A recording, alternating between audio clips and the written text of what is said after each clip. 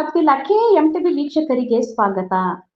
ಮಹಿಳೆಯರು ಅತಿ ಉತ್ತಮ ನಾಯಕರಾಗಬೇಕು ಎಂದು ಶಾಸಕ ಅಶೋಕ್ ಮನುಗೊಳಿ ಪಟ್ಟಣದ ಅಲ್ಲೋಳಿ ಮಠದ ಅಂತಾರಾಷ್ಟ್ರೀಯ ಮಹಿಳಾ ದಿನಾಚರಣೆಯ ಕಾರ್ಯಕ್ರಮ ಉದ್ಘಾಟಿಸಿ ಮಾತನಾಡಿದರು. ರಾಜಯೋಗಿನಿ ಬ್ರಹ್ಮಕುಮಾರಿ ರೇಣುಕಾಕ್ಕನವರು ಪ್ರಜಾಪತಿ ಬ್ರಹ್ಮಕುಮಾರಿ ಈಶ್ವರೀಯ ವಿದ್ಯಾಲಯ ಆಲ್ಮೇಲ ದಿವ್ಯ ಸಾನ್ನಿಧ್ಯ ವಹಿಸಿದ್ದರು.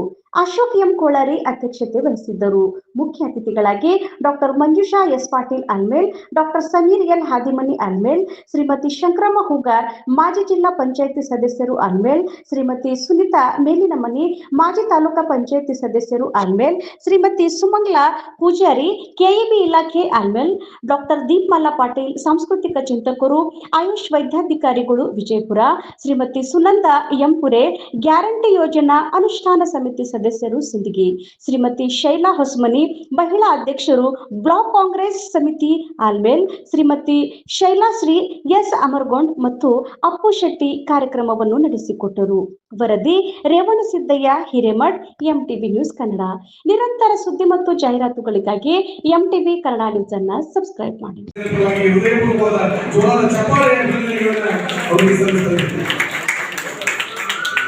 ಇನ್ನೊಂದು ದೊಡ್ಡ ಸನ್ಮಾನ ಅತ್ಯುತ್ತಮವಾದ ನಾಯಕರ ಆಗಬೇಕು ಅನ್ನೋ ನಿಟ್ಟಿನಲ್ಲಿ ಇವತ್ತು ಸರ್ಕಾರಗಳು ಇವತ್ತು ಮಹಿಳಾ ದಿನಾಚರಣೆಗಳನ್ನು ಆಚರಣೆ ಮಾಡ್ತಾ ಇದ್ದಾವೆ. ಮುಂದಿನ ದಿನಮಾನಗಳಲ್ಲಿ ಈಗಾಗಲೇ ಮಹಿಳೆಯರಿಗೆ ಸಾಕಷ್ಟು ಸ್ಥಾನಮಾನಗಳನ್ನು ಇವತ್ತು ಚುನಾಯಿತ ಪ್ರತಿನಿಧಿಗಳಿಗಾಗಿರ್ಬೋದು, ನಾಮನಿರ್ದೇಶನ ಆಗಿರ್ಬೋದು, ಯಾವುದೇ ಒಂದು ಸಮಿತಿಯಲ್ಲಿ ಮಾಡಿದ್ರೆ ಮಹಿಳೆಯರಿಗೆ ಪ್ರಥಮ ಆದ್ಯತೆ ಕೊಡುವಂತ ನಿಟ್ಟಿನಲ್ಲಿ ಇವತ್ತು ಸರ್ಕಾರಗಳು ಕೆಲಸ ಮಾಡ್ತಾ ಇದ್ದಾವೆ.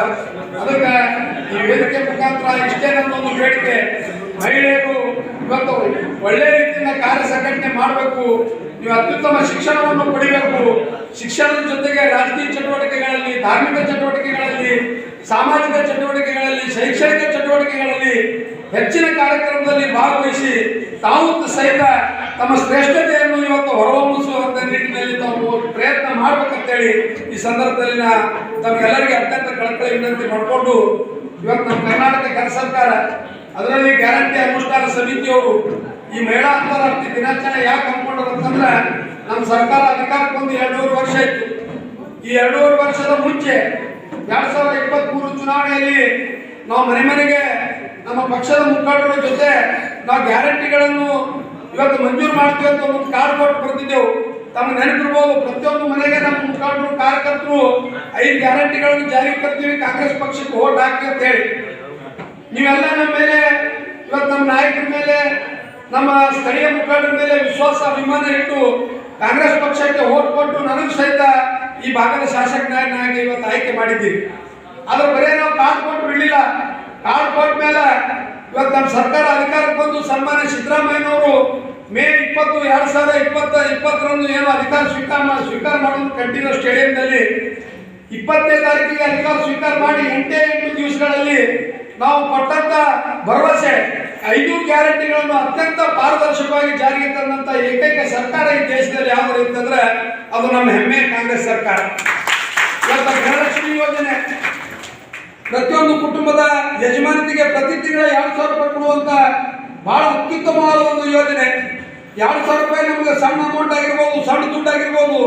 ಆದ್ರೆ ಒಬ್ಬ ಮಹಿಳೆಗೆ ಪ್ರತಿ ತಿಂಗಳ ತನ್ನ ಒಂದು ಸಂಸಾರದ ಒಂದು ನಿಭಾಯಿಸುವ ಸಲುವಾಗಿ ಇವತ್ತ ಇಂಥ ಒಂದು ಕಾಂಪಿಟೇಷನ್ ಯುಗ, ಪೈಪೋಟಿ ಯುಗದಲ್ಲಿ ಪ್ರತಿಯೊಬ್ಬ ಮಹಿಳೆಗೆ ಪ್ರತಿ ತಿಂಗಳ 2,000 ರೂಪಾಯಿ ಎಲ್ಲಿ ನಾಲಿಗೆ ಅಗೌರವ ಆಗ್ತಾ ಇದೆ, ಅಲ್ಲಿ ನಡೆಯುವಂತಹ ಎಲ್ಲ ಸತ್ಕರ್ಮಗಳು ಅಫಲವಾಗಿ ಹೋಗ್ತಾ ಇದ್ದಾವೆ, ನಿಷ್ಫಲವಾಗಿ ಹೋಗ್ತಾ ಇದ್ದಾವೆ ಅಂತ ಹೇಳಿದ್ದಾರೆ. ಇದೇ ರೀತಿ ಸ್ಕಂದ ಪುರಾಣದಲ್ಲಿ ಕೂಡ ಒಂದು ಮಾತಿದೆ, ದಶಪುತ್ರ ಸಮಂ ಕನ್ಯಾ ಅಂತ ಹೇಳ್ತಾರೆ. 10 ಪುತ್ರರಿಗೆ ಒಬ್ಬ ಕನ್ಯೆ, ಒಂದು ಹೆಣ್ಣುಮಗಳು ಸಮಾನ ಆಗ್ತಾ ಇದ್ದಾಳೆ ಅಂತ ಸ್ಕಂದ ಪುರಾಣದಲ್ಲಿ ಋಷಿಗಳು ಹೇಳ್ತಾರೆ. ಇದಕ್ಕಿಂತಲೂ ಸುಂದರವಾಗಿ ಯಾರಾದ್ರೂ ಹೆಣ್ಣನ್ನು ವರ್ಣಿಸಿದ್ರೆ ಮನುಮುನಿಗಳು ಮಹಿಳೆ ಗೌರವಿಸಲ್ಪಡುವಲ್ಲಿ ದೇವತೆಗಳು ವಾಸ ಮಾಡ್ತಾರೆ ಅಂತ ಹೇಳಿದ್ರೆ 12ನೇ ಶತಮಾನದ ಶರಣರು ಮಹಿಳೆಯನ್ನೇ ಸಾಕ್ಷಾತ್ ದೇವತೆ ಅಂತ ನೋಡಿದಂಥವರು.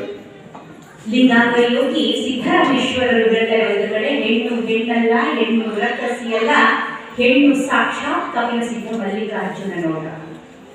ಹೆಣ್ಣನ್ನೇ ಸಾಕ್ಷಾತ್ ದೇವರ ರೂಪದಲ್ಲಿ ಕಂಡಂಥವರು. ಹೆಣ್ಣಿನಿಂದಲೇ ಇಹವು, ಹೆಣ್ಣಿನಿಂದಲೇ ಪರವು, ಹೆಣ್ಣಿನಿಂದಲೇ ಸಕಲ ಸಂಪದವು, ಹೆಣ್ಣಲ್ಲದಣ್ಣಗಳು ಯಾರು ಸರ್ವಜ್ಞ.